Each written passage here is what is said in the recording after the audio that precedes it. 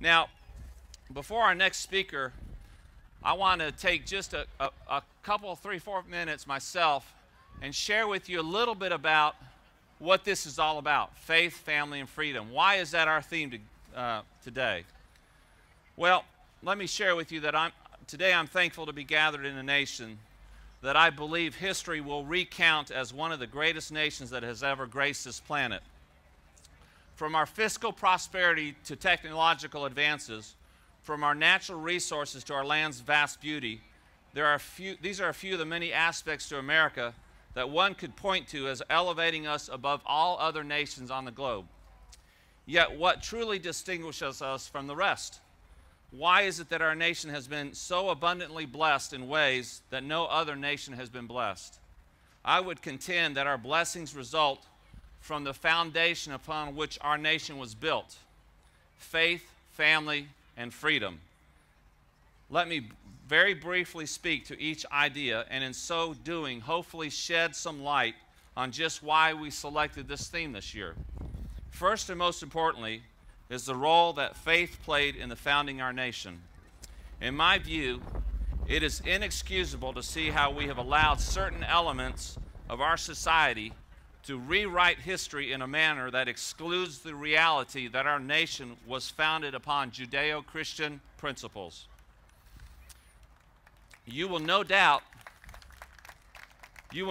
recall President Obama's statement while visiting Turkey in 2009, wherein he proclaimed, "Americans do not consider ourselves to be a Christian nation, a Jewish nation, or a Muslim nation, but rather a nation of citizens who are bound by a set of values." Is that something you agree with? No! Erroneously, Mr. Obama, in that one statement, contradicted over 2 centuries of precedent, other statements of our founding fathers, of other former presidents, of Congress, of other national leaders, and of history itself. There are literally dozens upon dozens of quotes from all of these, but here are just a few that reveal the truth about the role faith played in our nation's founding. John Adams, our second president, said, "The general principles on which the fathers achieved independence were the general principles of Christianity." Woodrow Wilson stated, "America was born a Christian nation. America was born to exemplify that devotion to the elements of righteousness which are derived from the revelations of Holy Scripture." Thomas Jefferson declared, "No nation has ever existed or been governed without religion, nor can be. The Christian religion is the best religion that has been given to man." And finally, Orthodox Rabbi Daniel Lapin of the Jewish Policy Center acknowledged, "I understand that I live in a Christian nation, albeit one where I can follow my faith as long as it doesn't conflict with the nation's principles. The same option is open to all Americans and will be available only as long as this nation's Christian roots are acknowledged." There's so much more that we could refer to regarding the supreme role that faith played in the founding of our nation, but time requires that we move on. The second foundational building block in our nation's birth was that of family. Why is this important? A century ago, that would have been considered a silly question. Yet over the last several decades, we have seen a continuous assault on families by the government, by institutions, by the media, and more. Is it any wonder that our nation is in such disarray and crumbling at its very core? I'm reminded of a passage from the Bible which states, "If the foundations be destroyed, what can the righteous do?" And clearly this founding principle of our nation, the family, is being destroyed. God ordained the family unit in the Garden of Eden, and when he proclaimed, "For this reason a man shall leave his father and his mother and be joined to his wife, and they shall become one flesh." Families are the most fundamental building block of any society. Without the family, you have confusion, disarray, and ultimately you have a recipe for destruction and failure.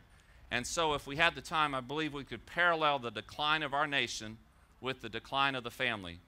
If this is true, then I would contend the converse is true. Only as our families begin to flourish, and you and I, along with millions of other Americans, begin to value and promote this fundamental truth, will our nation's future be once again hopeful and secure. The breakdown of the family is among the most serious threats to our survival as a nation.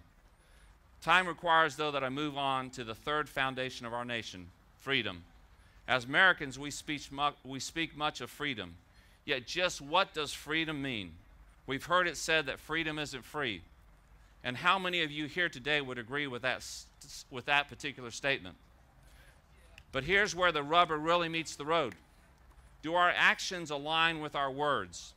Is there enough evidence in the way we live to reveal the price we are paying for our freedom? Here's another way of putting it. What have you done today, last week, last month, in 2010 to prove that you value freedom? Is it enough to just vote? Or do you even vote? Can you imagine if our forefathers had taken the same cavalier attitude towards King George as many Americans today take towards voting, interacting with their elected officials, or simply spending some time informing themselves of the issues?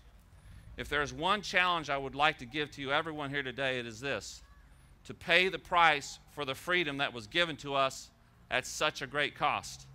Whether it was the Revolutionary War of 1776, the Civil War in the 1860s, or the World Wars of the 20th century, or on that day that we will never forget, September 11, 2001, so many Americans have paid the ultimate price and are continuing to do so today in Afghanistan and Iraq.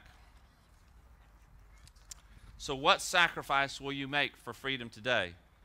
Will you give up some time in order to become better informed? Will you contribute to a candidate you believe in? Will you engage locally here in Chattanooga in your own city and county government? Will you contact your congressman and senator when key votes are being debated? Will you join with this local Tea Party if you share common ground with us?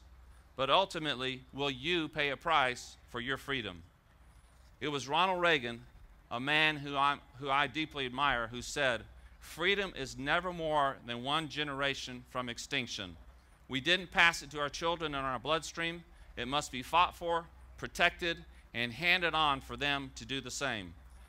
Or one day we will spend our sunset years telling our children what it once was like in the United States where men were free." If there is one story that illustrates perfectly the supreme importance of faith, family, and freedom played in the founding of our nation, it is certainly the story of the Pilgrims. Clearly, we do not have the time to recount this well-known story, but it's worthy to point out and to be reminded that the driving reason for the Pilgrims' courageous, risk-filled, and life-threatening voyage was their passion to live out their faith with their families in an atmosphere of freedom, without the intrusion of a tyrannical government. And let it be noted that the cost paid by more than half of those pioneers of freedom was the ultimate price of their life. In closing, I return to my previous question: what sacrifice are you making to restore the foundations of our nation? Are you living out your faith by walking the walk instead of just talking the talk? Are you and I committed to strengthening our families? And are we personally paying a price for freedom today by getting involved in supporting noble causes with your time and resources? As I close and we consider what is at stake, consider the words of our second president, John Adams, as he stated, "Our Constitution was made only for a moral and religious people. It is wholly inadequate to the government of any other. A Constitution once changed from freedom can never be restored.